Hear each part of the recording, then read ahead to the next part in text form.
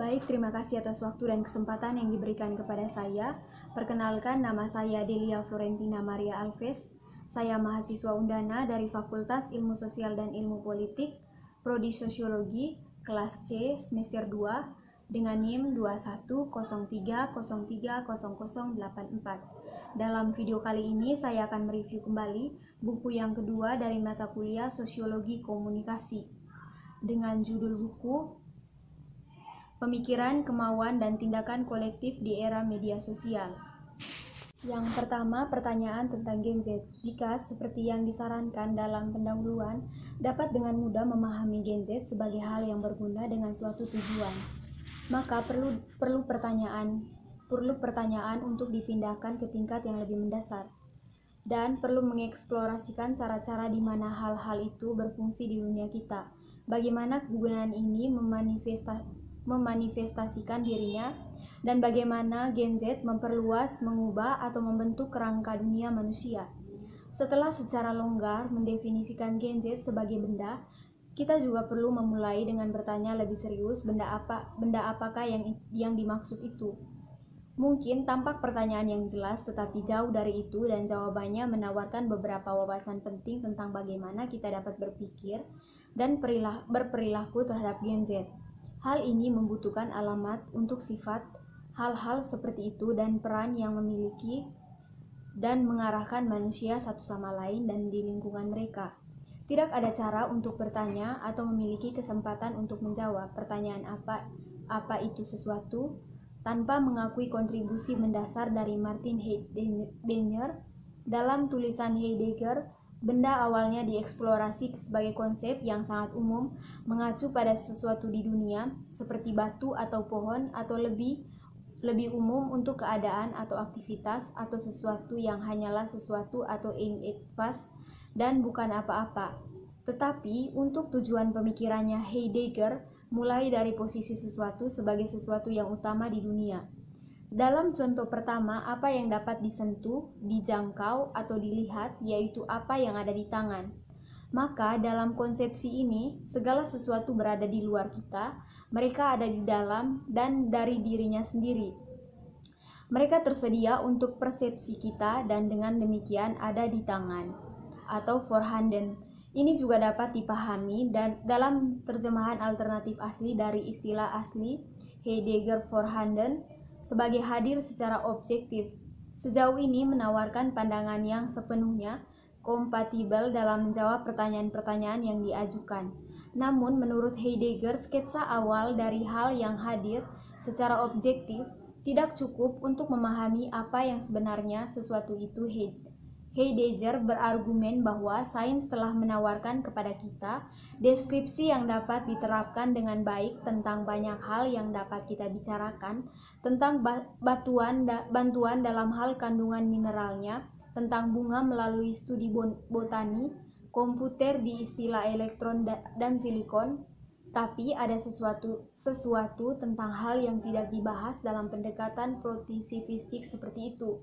Pertanyaannya itu bukanlah tentang kualitas ilmiah, khususnya dari benda ini atau itu. Karena itu tidak menyentuh pertanyaan tentang apa yang membuat sesuatu menjadi sesuatu dan bukan apa yang membuatnya menjadi batu atau kayu. Yang kedua, materialisme Gen Z. Sebelumnya, kerangka kerja awal untuk mendefinisikan dan merefleksikan Gen Z.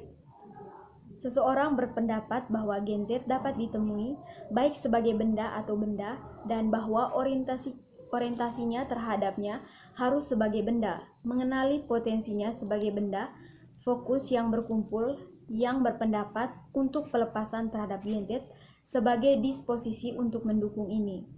Yang menarik garis hubungan antara Gen Z ensemble dan dispositif menyentuh aspek pembentukan politik dan ekonomi dari Gen Z, tetapi dengan cara yang agak terbatas. Oleh karena itu, untuk mengembangkan tema-tema tersebut dengan eksplorasi yang lebih kontekstual dan terfokus tentang peran modal dan kekuasaan secara lebih luas dalam pembentukan Gen Z dengan penekanan khusus pada pemahaman materialis tentang potensi Gen Z, tetapi juga keterbatasan mereka sebagai sumber eksploitasi dan keterasingan.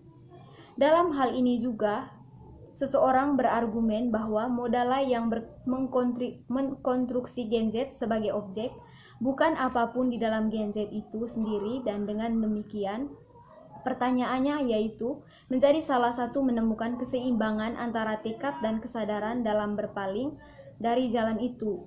Dispositif teknokapitalis ini disatukan oleh logika akumulasi kapital, dan memang di saat kondisi yang semakin menantang untuk mencari keuntungan, keharusan inilah yang menjelaskan perkembangan teknologi dari memuaskan kebutuhan manusia menuju menangkap kecerdasan dan meminggirkan tenaga kerja.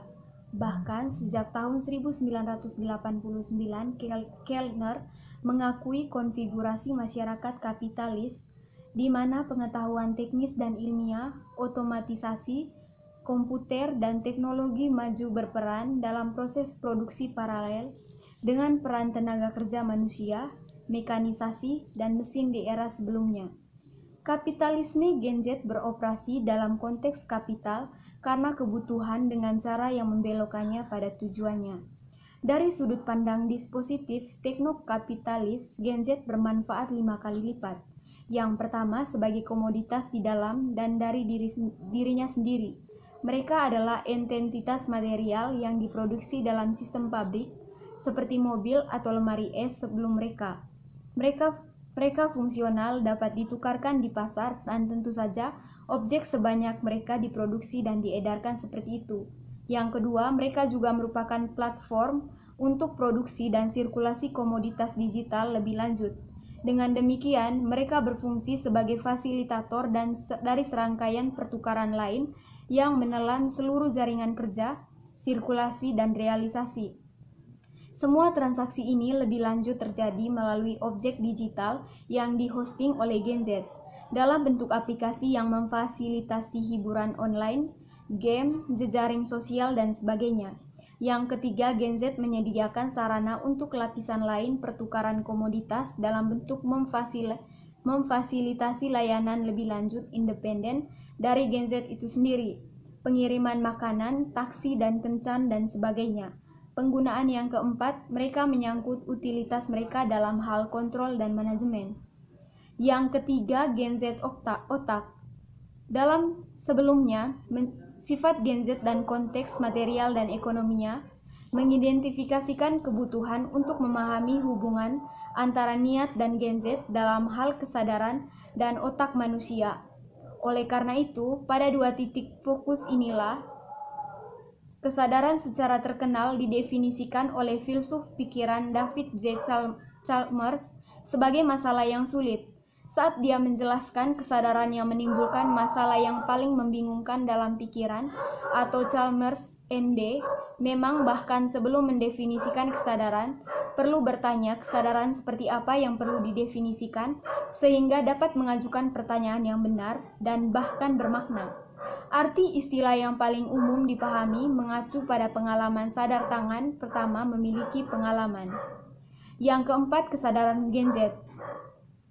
Seseorang mengartikulasikan gambaran otak dan kesadaran dengan konsep Gen Z untuk bergerak ke arah deskripsi yang lebih berkembang tentang kesadaran Gen Z.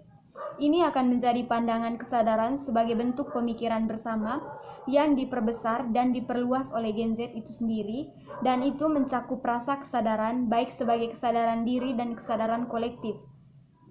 Akan membahas pengertian istilah yang lebih meresahkan, yaitu kesadaran yang didominasi oleh Gen Z.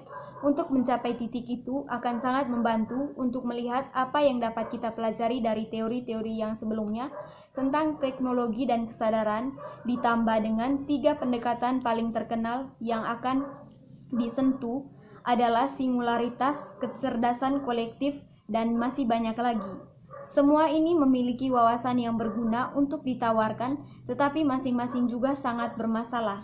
Contohnya dari teori latar belakang yang dapat membantu kita berpikir tentang kesadaran Gen Z adalah teori singularitas. Yang kelima, tindakan Gen Z. Tentang peran dan potensi aksi dan kolektif yang diperbesar secara digital, khususnya melalui proses yang didefinisikan sebagai kesadaran dari Gen Z. Kesadaran Gen Z sangat berkaitan dengan pembentukan kesadaran kolektif akan kebersamaan.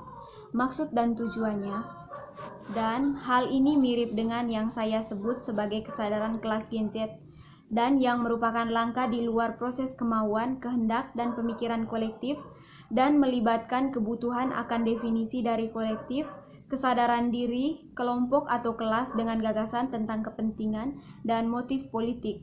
Dengan demikian, ide tindakan Gen Z mengarah pada pertanyaan siapa kita, atau bahkan lebih kuat lagi pada pertanyaan yang menyertainya untuk apa kita. Ini memerlukan pengembangan lebih lanjut, pertanyaan yang dieksplorasi di seluruhnya. Dan bagaimana atau dapatkah kita berpikir bersama dengan tingkat kecerdasan kolektif yang memadai untuk menjadikan kita sebagai entitas aktif dengan agensi. Demikian, sekian dan terima kasih.